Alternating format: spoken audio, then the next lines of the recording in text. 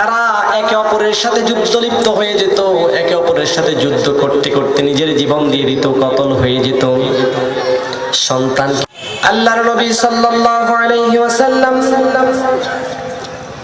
মদিনায় হিজরতের পূর্বের মানুষগুলো এমন ছিল, সূরতে যদিও মানুষ ছিল, সিরতে এক একটা ছিল হায়না, নরপিশাচ, এক একটা ছিল রক্ত পিপাসু হায়নার মতন। তাদের মধ্যে সব সময় যুদ্ধ বিগ্রহ লেগে থাকতো।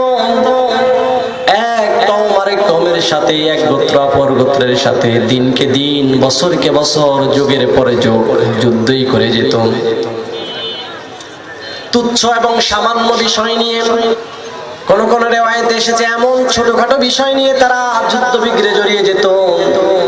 কোন কওমের বা কোন গোত্রের কূপের পানি যদি অন্য গোত্রের ওটে খায়, ওটের কি বুঝ আছে?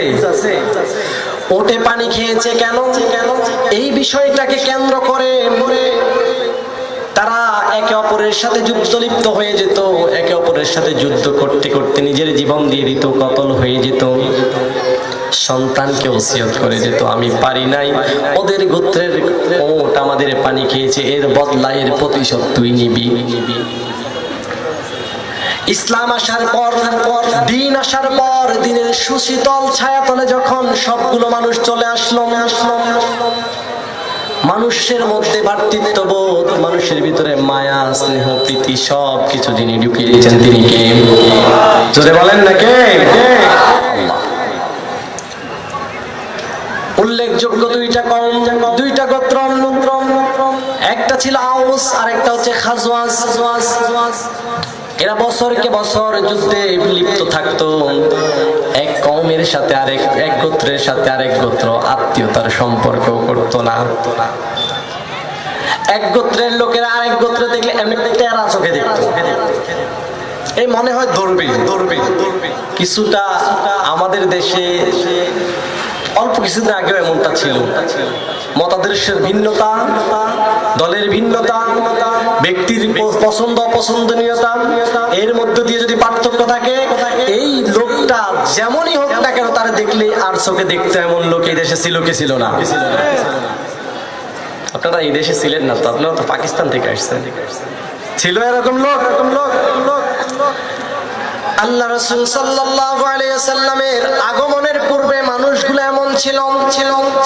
আউস গোত্রের কোন মানুষকে যদি খাজওয়াজ গোত্রের লোকেরা দেখতে পেত, কখন যেন ধরে বসবে এমনটা ফাঁদ খুঁজত। শুধু যুদ্ধের পর যুদ্ধ, হানাহানি, মারামারি, খুন, রাহাজারি ছাড়া তারা আর কিছুই বুঝতো না।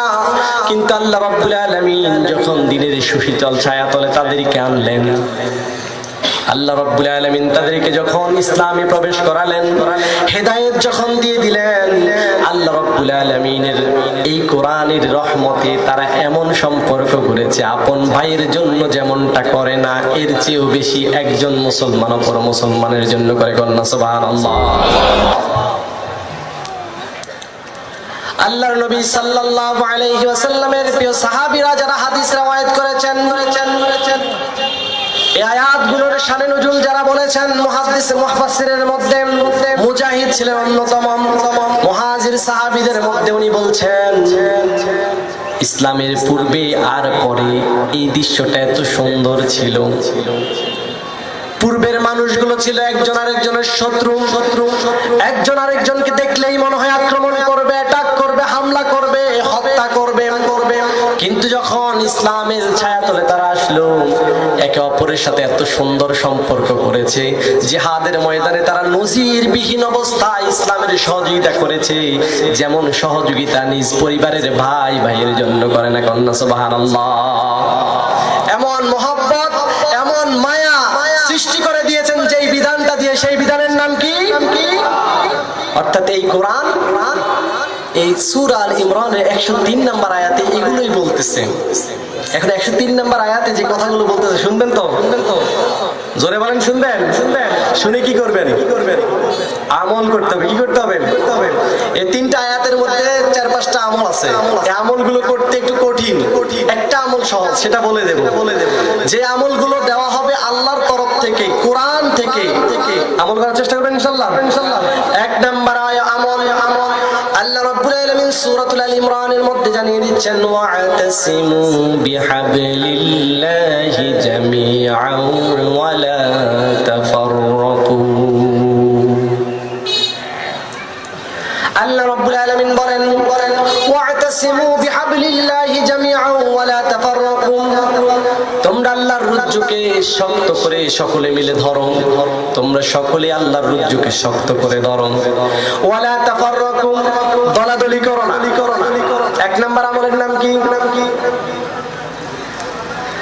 দলাদলি। আরো জোরে। কার কথা? আরো জোরে বলেন, কার কথা? বিশ্বাস হয়? ওয়া'তাসিমু বিহাবলিল্লাহি জামিআন ওয়া লা তাফাররাকু। তোমরা আল্লাহর রজ্জুকে সকলে মিলে শক্ত করে ধরো। ওয়া লা তাফাররাকু, নিজেদের মধ্যে দলাদলি করো না। ওয়াজকুর নি'মাতাল্লাহি আলাইকুম, আর স্মরণ করো আল্লাহর সেই নিয়ামতকে। ওয়াজকুর নি'মাতাল্লাহি আলাইকুম ইয কুনতুম আ'দাআন ফাআল্লাফা বাইনা কুলুবিকুম, যে নিয়ামত দেওয়ার পরে তোমরা ছিলে শত্রু, পরস্পর শত্রু। যেই নিয়ামত দেওয়ার পরে আল্লাহ রাব্বুল আলামিন তোমাদের কলবগুলোকে একসাথে করে দিয়েছেন। ফাআল্লাফা বাইনা কুলুবিকুম, তোমাদের হৃদয়গুলো জুড়ে দিয়েছেন। ফাসবাহতুম বিনি'মাতিহি ইখওয়ানা, ফলে তোমরা হয়ে গেছো একে অপরের ভাই কন্যা। সুবহানাল্লাহ। তাহলে প্রথম আমল, আল্লাহর দ্বীনকে আঁকড়ে ধরে কোনো দলাদলি করা যাবে? এটা কার জন্য? শুধু সাহাবীদের জন্য না, কিয়ামত পর্যন্ত যত উম্মত আসবে সব উম্মতে মুহাম্মদের জন্য। এত আসতে বললেন, কার জন্য এটা? এই আয়াত কি রহিত হয়ে গেছে? তাহলে 1 নাম্বার আমল পেলাম, 1 নাম্বার কর্মসূচি, 1 নাম্বার কাজ হচ্ছে আল্লাহর দ্বীনকে আঁকড়ে ধরতে হবে। দলাদলি করা যাবে? যদি একসাথে থাকা যায় তবে আল্লাহ রাব্বুল আলামিন আমাদের দিলগুলোকে জুড়ে দিবেন, আর আমরা একে অপরের সাথে ভাই আন্তরিক মহব্বত হয়ে যাব। সুবহানাল্লাহ। আল্লাহ রাব্বুল আলামিন বলেন, ফাসবাহতুম বিনি'মাতিহি ইখওয়ানা, অতঃপর তোমরা হয়ে গেছে একে অপরের ভাই। ওয়া কুনতুম আলা শাফা হুফরাতিন মিনান নার। আল্লাহ রাব্বুল আলামিন বলছেন, তোমরা তো জাহান্নামের কিনারায় দাঁড়িয়েছিলে, জাহান্নামের কিনারায়। আল্লাহ রাব্বুল আলামিন সেখান থেকে তোমাদেরকে এনেছেন। ফানজারকুম মিনহা, সেখান থেকে তোমাদেরকে উঠিয়ে আনেছেন আল্লাহ রাব্বুল আলামিন। কাযালিকা ইউবাইয়িনুল্লাহু লাকুম লাআল্লাকুম তাহতাদুন। আল্লাহ রাব্বুল আলামিন বলেন, এরপর তোমাদেরকে আমি সেখান থেকে এনে হেদায়েতের রাস্তা দেখিয়েছি। অর্থাৎ প্রথম শর্ত হচ্ছে আল্লাহর রজ্জুকে ধরলে দলাদলি করা যাবে। নিয়ামত বলতে তাদেরকে দেওয়া হয়েছে, তারা ঐক্যবদ্ধ হয়েছে, তারা ইসলাম গ্রহণ করে একসাথে ছিল, তাদেরকে দলাদলি করতে নিষেধ করেছেন। আলহামদুলিল্লাহ। এই 5 মাস আগে আর এখনকার অবস্থা যদি খেয়াল করেন, তাহলে সেই সময় যেমন তাদের মধ্যে মন ব্যামিল ছিল, মারামারি ছিল, হানাহানি ছিল, একজন আরেকজনের শত্রু ছিল, তাদেরকে আল্লাহ যেমন জুড়ে দিয়েছেন।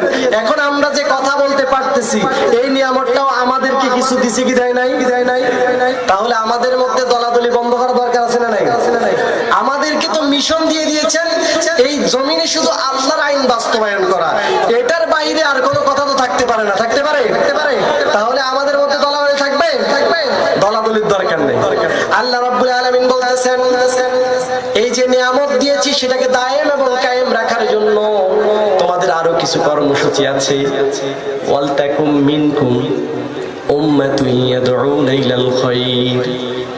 আরেকটা কর্মসূচি হচ্ছে, তোমরা যখন আল্লাহর রজ্জুকে আঁকড়ে ধরবে, দলাদলি করবে না, তখন আল্লাহ বলছেন তোমাদের মধ্যে থেকে, ওয়ালতাকুম মিনকুম, অবশ্যই তোমাদের মধ্যে থাকতে হবে, উম্মাতুন ইয়াদউনা ইলাল খায়র, তোমাদের মধ্যে থেকে একটা দল অবশ্যই থাকতে হবে যারা নাকি মানুষদেরকে ডাক দিবে খায়রের দিকে, কল্যাণের দিকে। কিসের দিকে? কি বলেছি বলেন তো? তোমাদের মধ্যে অবশ্যই একটা দল থাকতে হবে যারা নাকি মানুষকে কল্যাণের দিকে ডাকবেন। কথাটা কার? বিশ্বাস হয়তো? তাহলে এরকম একটা দল করা দরকার আছে না নাই? ওয়ালতাকুম মিনকুম উম্মাতুন ইয়াদউনা ইলাল খায়র, তোমাদের মধ্যে এমন একটি দল থাকতে হবে যেই দলটা মানুষদেরকে কল্যাণের দিকে ডাকবে। ওয়া ইয়ামুরুনা বিল মা'রুফ, সৎ কাজের আদেশ দিবে। কিসের আদেশ? সৎ কাজের আদেশ দেওয়া একেবারে সহজ। ভাই তুমি নামাজ পড়বা, এটা সৎ কাজের আদেশ। তুমি সালাম দিবা, এটা সৎ কাজের আদেশ। তুমি যাকাত দিবা, সৎ কাজের আদেশ। তুমি সাদাকা করবে, এটা সৎ কাজের আদেশ। তোমার হজের হুকুম হয়েছে, তুমি হজ করো, এটা সৎ কাজের